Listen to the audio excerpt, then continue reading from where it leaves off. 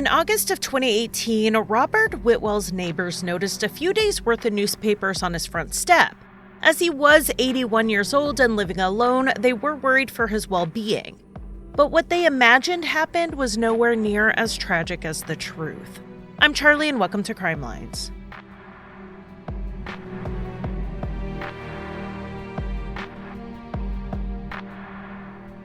Welcome back to the 12 Days of Crimelines. This case takes place in Australia, and it starts with an unlikely victim, 81-year-old Robert Whitwell.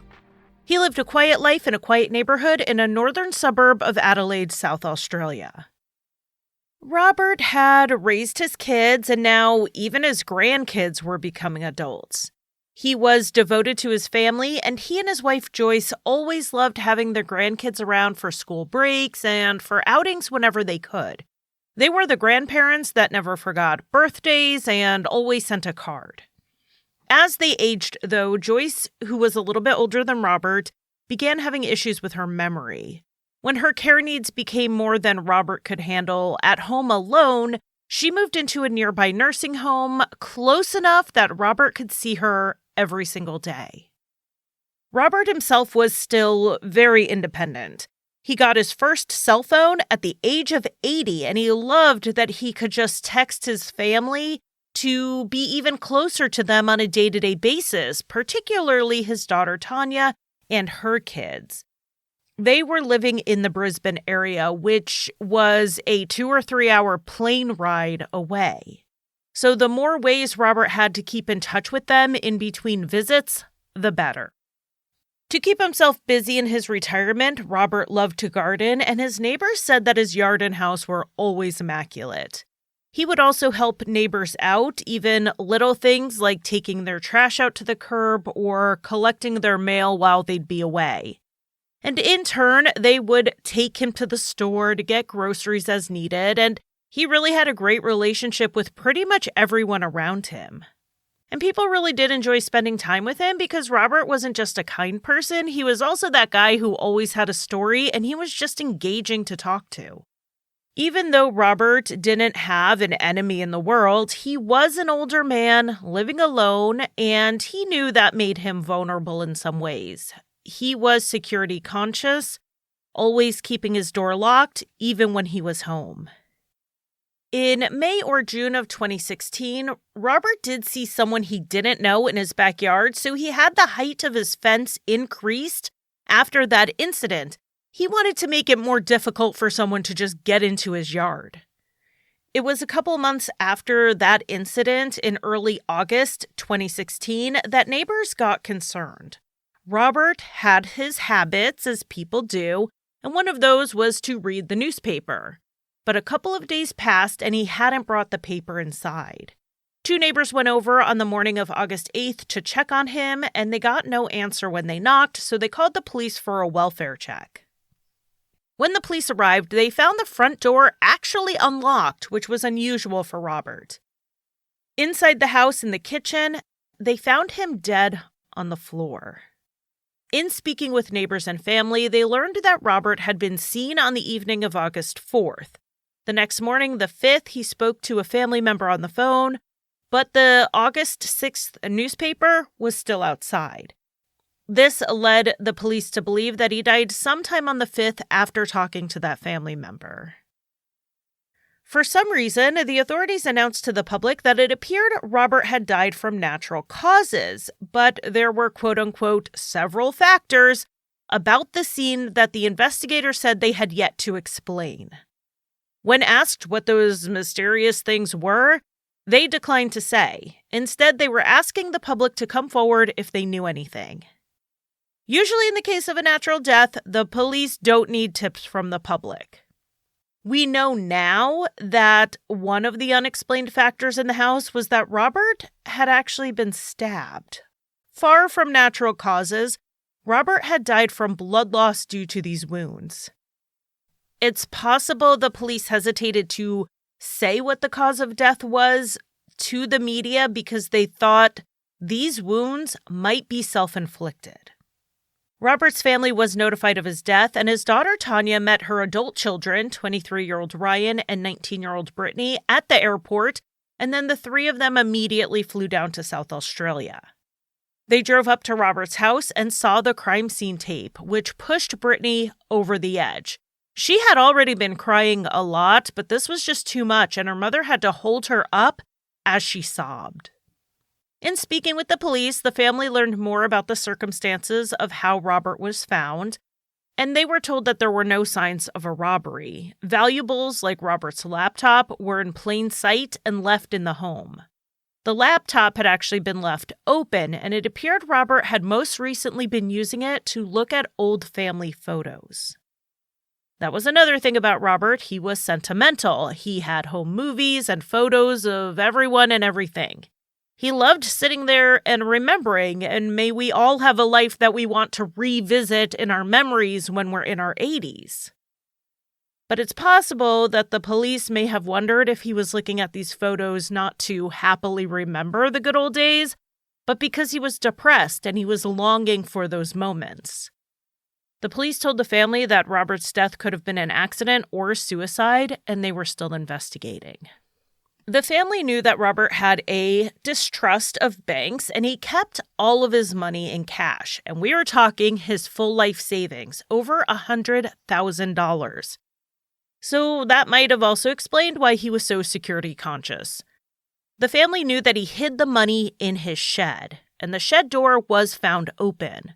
The family started wondering if maybe robbery was a motive. When they searched the shed, they did find the money, but it's possible the person looking for it simply couldn't find it because Robert had hidden it in a secret drawer. The other indication that there was a robbery was that Robert's wallet was found without any cash in it, which the family knew was unusual. Of course, the police had no way of knowing that Robert always kept cash on him, which is why they didn't see signs of a robbery, but the family did. But if someone committed a home invasion robbery and murdered this 81-year-old man who was really no threat to anyone, did they really do it just for whatever was in his wallet? Why didn't they take other valuables in the home? Robert's family and friends did not believe he was suicidal, but they also couldn't believe that anyone would kill him for any reason. His grandkids, Ryan and Brittney, even talked about it, deciding that it couldn't have been a murder because, as Brittney so accurately put it, everyone loved Robert so much. That only left everyone with one explanation, that somehow he had stabbed himself on accident. 2 days after Robert's body was found was Ryan's 24th birthday. In fact, the police had even found Ryan's birthday card from Robert in the house, ready to be mailed. Ryan suggested to the family that they all go out to one of Robert's favorite restaurants for his birthday. It's hard to celebrate just 2 days after you found out that your grandfather died alone in his home, so Ryan wanted to use it as a chance to honor his memory. There was a lot to deal with after Robert's death, as there often is, so Tanya decided to stay in Adelaide to see to things while her kids, Ryan and Brittney, flew back to Queensland in the meantime. They planned to return whenever the services were scheduled, because that was one thing that was being delayed, the funeral. The family wasn't entirely sure when the police would release his body to them. A few weeks passed with no answers for the family as to what happened to Robert. And then Ryan's phone rang on August 26th, and it was his cousin who told him to sit down. As Ryan later wrote in an article published in the magazine That's Life, he could hear his mother crying in the background, and his cousin told him that his sister Brittney had been arrested for their grandfather's murder alongside her roommate, Bernadette Burns, someone Ryan had never even heard of. Then there was a third arrest. This one was not for murder, but for criminal trespassing, and this was someone the family did know, Shelby Holmes, who was a close friend of Brittney's. Hearing that his grandfather had been murdered and his sister had been arrested was a serious shock to Ryan. He flew back to Adelaide to be with his mother, while Brittney and Bernadette were being extradited from Queensland to South Australia. The police did not suspect Brittney initially. Remember, they weren't even leaning towards homicide, thinking instead that Robert may have, intentionally or otherwise, hurt himself. But a tip came in implicating Bernadette and Brittney because Bernadette, She was so eaten up by what happened, she had to unload her guilt on someone else. At the time of the murder, Brittney and Bernadette lived with a couple named Jody and Jamie. They said that in early August, Brittney and Bernadette left for a long road trip. When they returned, Brittney told them that she had learned that an uncle who lived in Perth had been murdered in a home invasion robbery. Bernadette later went up to Jody and asked if she could tell her a secret, one that she could only tell to Jamie. Jody said sure, and Bernadette said that the two had gone to Adelaide to rob Brittney's grandfather as they were very short on cash. But when they got there, Brittney didn't think she could go through with it. Bernadette got mad at her, having spent all of her money on the gas for the 22-hour drive, only for them to walk away with nothing. They sat in the car outside of Robert's house for about 20 minutes before Brittney decided to go ahead and go in. Bernadette waited in the car while Brittney went into the house, presumably to rob Robert of his life savings. When Brittney came back out, she told Bernadette that she had actually killed her grandfather. Bernadette said Brittney made a comment about killing him before they left for the trip, but it sounded like a joke and she didn't take it seriously. She thought Brittney was just going to steal the money and they would leave. After Jody heard all of this, she just stared at Bernadette and said, "Is this a joke?" And Bernadette said no, and then she sobbed uncontrollably. At the time of the arrests, the police were not specific about the tip that came in, only saying it came into Crime Stoppers. Because Crime Stoppers tips are anonymous, it's not clear who called. Was it Jody, Jamie, or someone else? But Jody did put her story on record with the police. Brittney's family first believed a mistake must have been made. The police just had it wrong. Brittney's friend had done it and set her up or something. They tried to reach out to Brittney through her lawyer, and they learned that she didn't want to speak to them. That was the first doubt they had in her innocence, because surely if she didn't do it, she would want their support.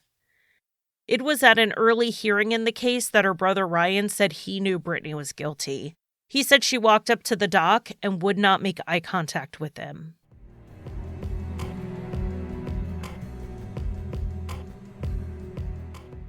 92% of households that start the year with Peloton are still active a year later. All because of a fancy bike? It's not just a bike. Peloton makes treadmills too.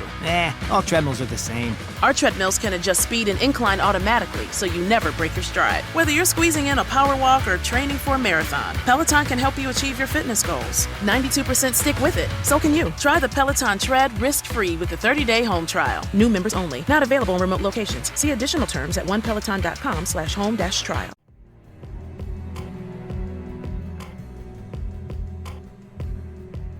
With the manner of death established and arrests made, Robert's body was released to his family so the funeral could be held. Any direct reference to Brittney was taken out of all of the eulogies just to keep the attention on celebrating Robert's wonderful life rather than highlight his alleged killer. Though Brittney would not speak with her family during this time, leaving them largely in the dark, she did speak to the police. She denied any involvement in her first statement, but then confessed in her second interview. Her full confession would actually come out over the course of 5 separate interviews, and Bernadette too would confess. So let's go ahead and take the confessions and the evidence and go over the lead up to the murder and the carrying out of it. As a child, Brittney Dwyer had been mostly a good kid. She was adventurous and rough and tumble. She was close to her brother Ryan, who was 5 years older than her. Now, there was an incident when she was around 8 years old where she got mad at Ryan and chased him with a knife.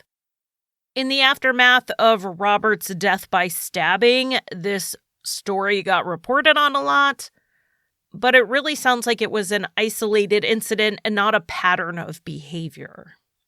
As a teenager, though, Brittney started showing signs of having a decline in mental health, and that included engaging in self-harm. She became more and more interested in dark and morbid things like hanging out at the cemetery, watching horror movies, and talking about weapons and blood and things like that. It's really nothing completely unheard of for a teenager who's still figuring out who she was, So the only thing that really raised alarm bells was, one, her self-harm. That was the top of the list. And then she started using drugs. When Brittney was 18, she moved out of her parents' house. She lived with her brother for a short period before she moved in with Shelby Holmes. Brittney has said that she and Shelby were romantically involved, but Shelby denied the relationship was anything more than just friends. As friends, or more than friends, the two exchanged over 19,000 texts in the 2 years they knew each other.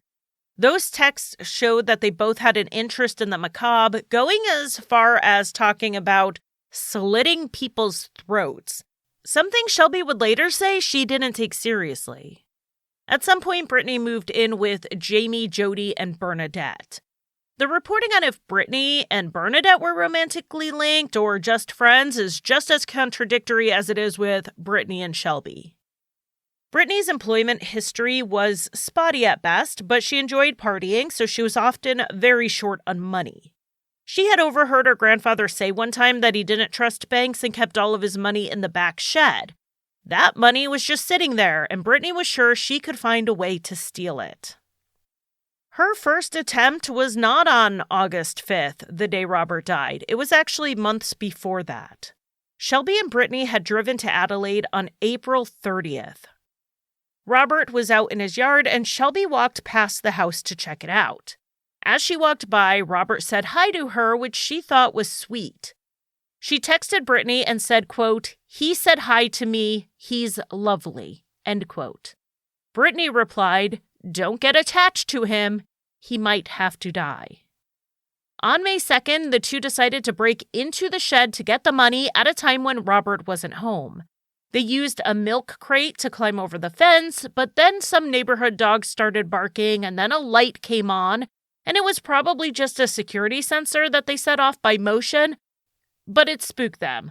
They abandoned their plan and left empty-handed. It wasn't long after this that Robert saw someone in his yard and built a bigger fence. Brittney did not give up the idea to rob her grandfather of his life savings, and she didn't seem to care how it was accomplished. Shelby was no longer as involved with Brittney, so she brought up the idea to Bernadette Burns. Bernadette was a few years older than Brittney at 22. She also had a young daughter who she had recently lost custody of, and it looks like, from the outside, she was spiraling in the wake of that. Bernadette initially denied knowing that Brittney was going to kill Robert when they went there, but the evidence more strongly supports the idea that she did know it was either part of the plan or it was at least a possibility. After all, when she drove Brittney to the house, Brittney had a knife and rubber gloves with her, and Bernadette was aware of that. What exactly did Bernadette think she was going to do with a knife other than hurt somebody? When the two arrived in Robert's neighborhood, they decided Brittney would go in to visit with her grandfather. Bernadette waited in the car doing her makeup. Robert was excited at the surprise visit from his granddaughter, who he hadn't seen in a while. They sat down talking, and he pulled out an old family album to show her pictures of her and her brother Ryan when they were little. As they did this, Brittney later said she started to get cold feet. This is backed up by a text she sent Bernadette, who was still in the car, that said, "I can't go through with this," to which Bernadette texted back, "But we've come all this way." Then she told her to harden up and just do it.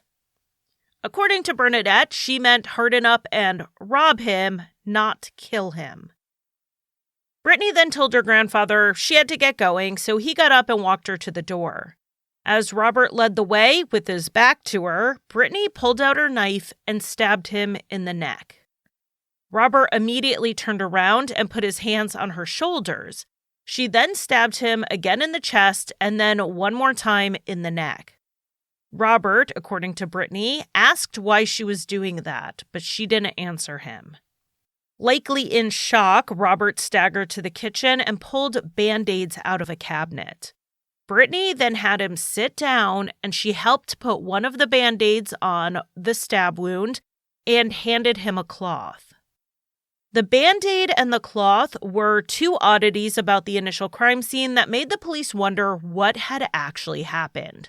Surely a killer wouldn't have helped Robert patch himself up, and that's why they thought he had accidentally hurt himself somehow or had done it on purpose but regretted it. Instead, it was his granddaughter who made it seem like she was helping him while she waited for him to die. Brittney, according to her own statement, washed the dishes while Robert bled out. In the reporting, the washing of the dishes is presented as something she did just to pass the time until he died, but I wonder if he offered her something to eat when she showed up that day, and she was washing the dishes to make it look like he hadn't had a guest in his home.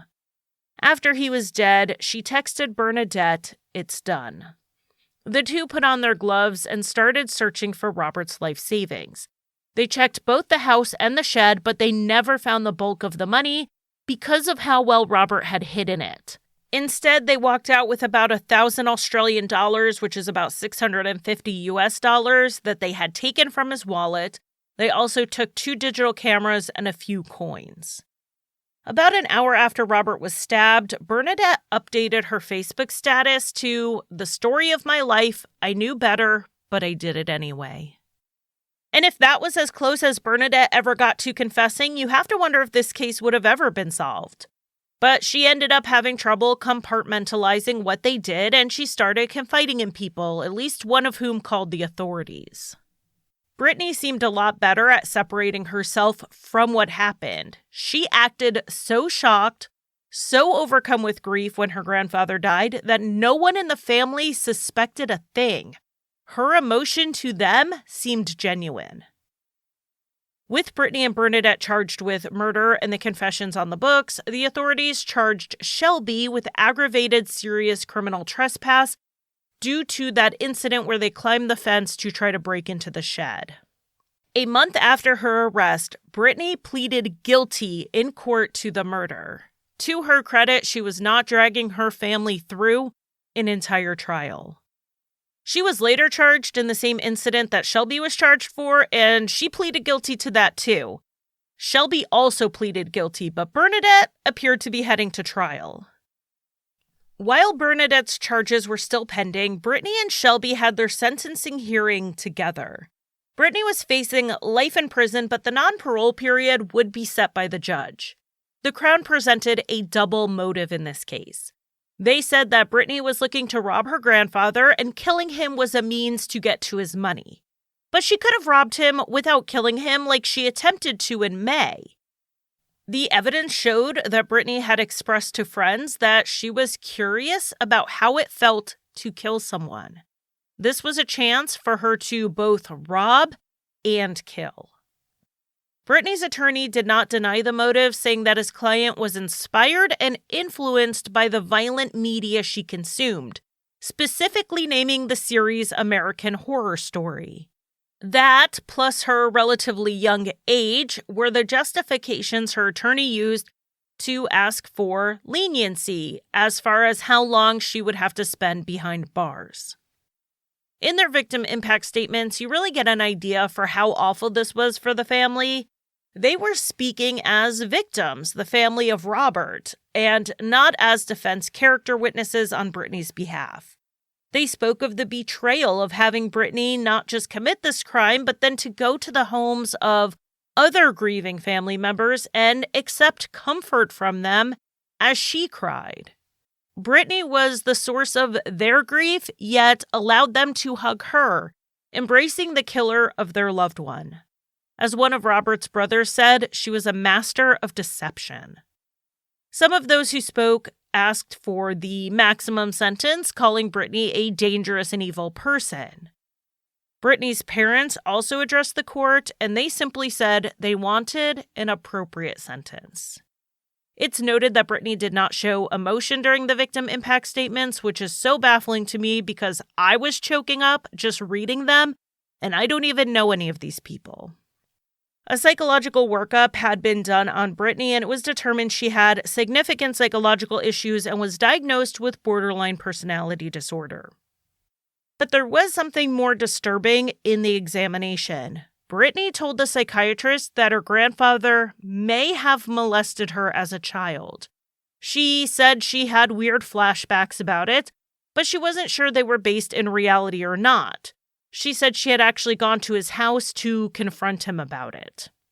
The prosecution asked the judge to completely disregard this. He said it was an 11th hour attempt at mitigation because there was nothing to support it.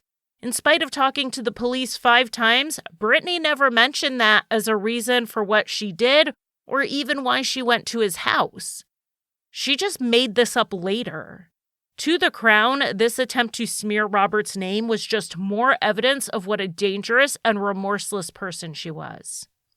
The defense, they tried to walk this back, repeating that Brittney even said she wasn't sure that her flashbacks were real, and they made it clear that they were not asserting that any type of abuse had happened.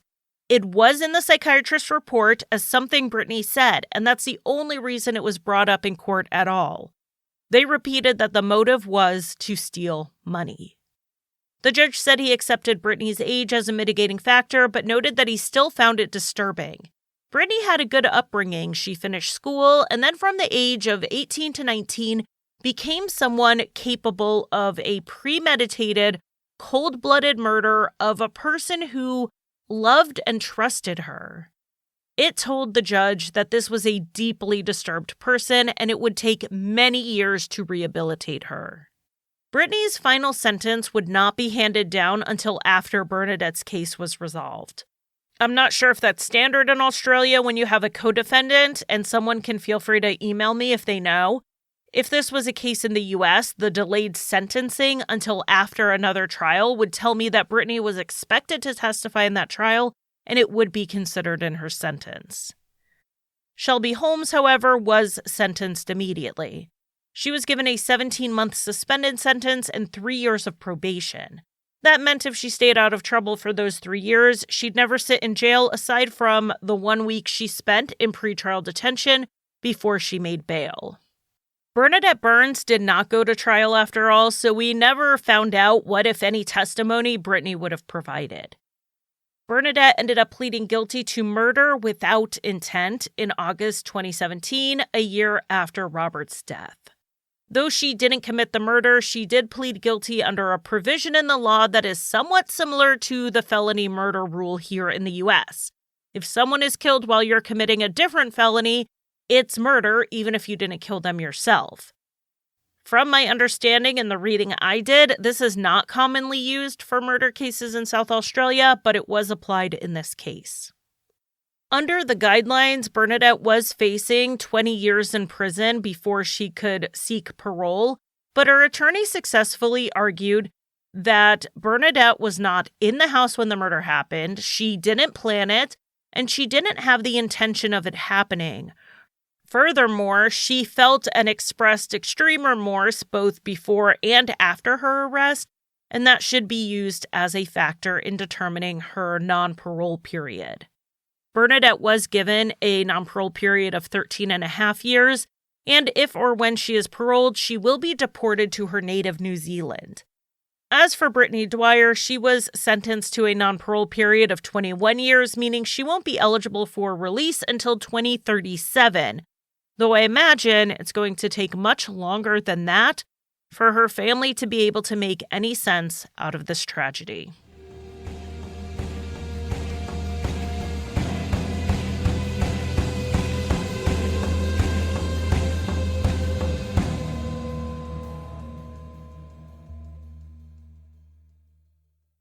92% of households that start the year with Peloton are still active a year later. All because of a fancy bike?